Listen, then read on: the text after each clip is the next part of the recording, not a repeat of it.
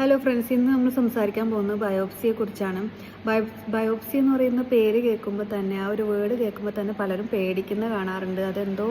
നമുക്കെന്തോ അസുഖം ഉണ്ട് എന്നുള്ള രീതിയിലാണ് ആൾക്കാർ ബയോപ്സി എന്ന് കേൾക്കുമ്പോൾ തന്നെ വിചാരിക്കുന്നത്. സത്യം പറഞ്ഞാൽ ബയോപ്സി എന്ന് പറഞ്ഞാൽ അത് നമ്മുടെ ശരീരത്തിൽ ഏതെങ്കിലും ഒരു എക്സ്ട്രാ പ്രോലിഫറേഷൻ ആയിട്ട് കാണുകയാണെങ്കിൽ, അതൊരു ചെറിയ ഗ്രോത്തോ മുഴയോ അല്ലെങ്കിൽ ചെറിയ കുരുക്കൾ പോലെയോ കാണുകയാണെങ്കിൽ അതെന്തുകൊണ്ടാണ് ആ മുഴ എന്നുള്ളത്, അതിൻ്റെ ആ മുഴ പ്രശ്നക്കാരാണോ എന്ന് പരിശോധിക്കാൻ വേണ്ടിയിട്ടുള്ള ഒരു ടെസ്റ്റാണ് ബയോപ്സി എന്ന് പറയുന്നത്. അപ്പോൾ നമ്മൾ പലതരത്തിലുള്ള ബയോപ്സി ഉണ്ട്. Incision biopsy, excision biopsy, punch biopsy, fine needle aspiration cytology, അങ്ങനെ പലതരത്തിലുള്ള ബയോപ്സികളുണ്ട്.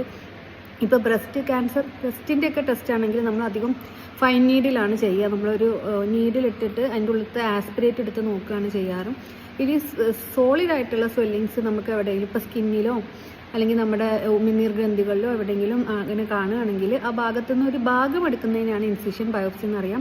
ചെറിയൊരു മുഴയാണെങ്കിൽ അത് മുഴ ഒന്നിച്ച് നമ്മൾ എടുക്കാറുണ്ട്. ഒന്നാകെ ആ മുഴ എടുത്തിട്ട് പരിശോധനയ്ക്ക് അയക്കാറുണ്ട്. അതിനെയാണ് നമ്മൾ എക്സിഷൻ ബയോപ്സി എന്ന് പറയുക. അപ്പോൾ പല രീതിയിൽ ഇങ്ങനെ ബയോപ്സി ചെയ്യാറുണ്ട്. അപ്പോൾ അത് നമ്മൾ നോർമലി ഏതൊരു മുഴയാണെങ്കിലും ഏതൊരു ഗ്രോത്ത് ആണെങ്കിലും നമ്മൾ ബയോപ്സിക്ക് അയക്കുന്നതാണ് ഏറ്റവും ഉത്തമം. കാരണം നമുക്കറിയില്ലല്ലോ എന്താണ് ഇങ്ങനെയാണ് വന്നിട്ടുള്ളതെന്ന്.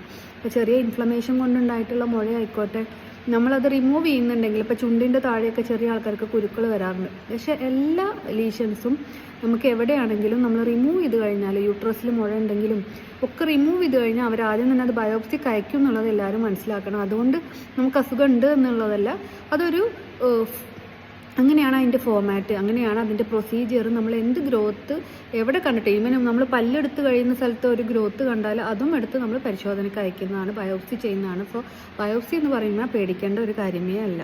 Thank you.